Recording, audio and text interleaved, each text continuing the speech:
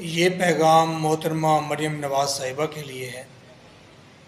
मैं उनके इक़दामात से सहमत हूँ।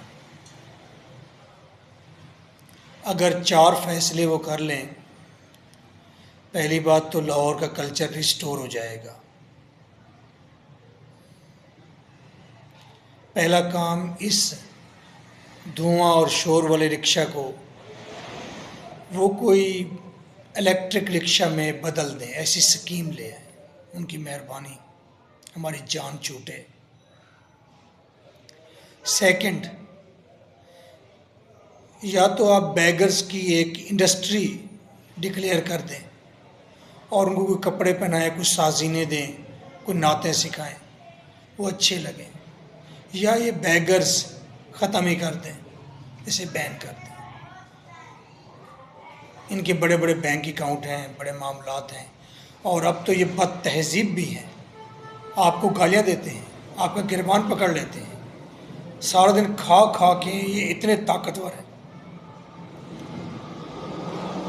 और एक शरीफ आदमी बैगर से कितना लड़ सकता है, किस किस को मना कर सकता है। तीसरा, आइसक्रीम बेचने वाला, कबाड़िया, सब्ज़ी बेचने वाला, फ्रूट बेचने वाला, अल्लाह अकबर, सारा दिन हम यही आवाज़ें सुनते रहते हैं।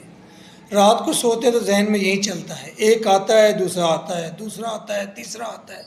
एक गली में 2-2 लोग मौजूद होते हैं, एक आइसक्रीम वाला। वो बीमारियां लेके अभी भी आवाज़ आ रही है। वो बीमारियां लेकर हमारे दरवाजे पर पहुंच गया है। हम अपने बच्चों को कहाँ तक रोक सकते हैं?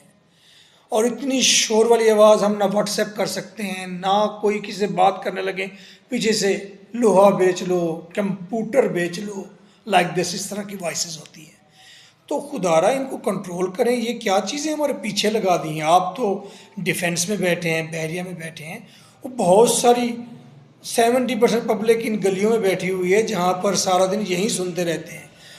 कोई कारोबार नहीं हो सकता जिससे वॉइस पर बात कर रहे हैं। अब व्हाट्सएप एक डिवाइस है जिस पर बिजनेस होता है, तो हम वहाँ बात करने लगते हैं, पीछे से आवाज़ें आने लगती हैं, तो हम वेट करते हैं।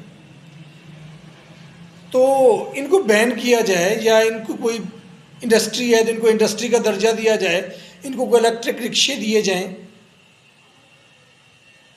और लास्ट वन, हमें ना सरकार, मीठी मीठी सुरीली प्यारी प्यारी आज़ान बहुत अच्छी लगती है।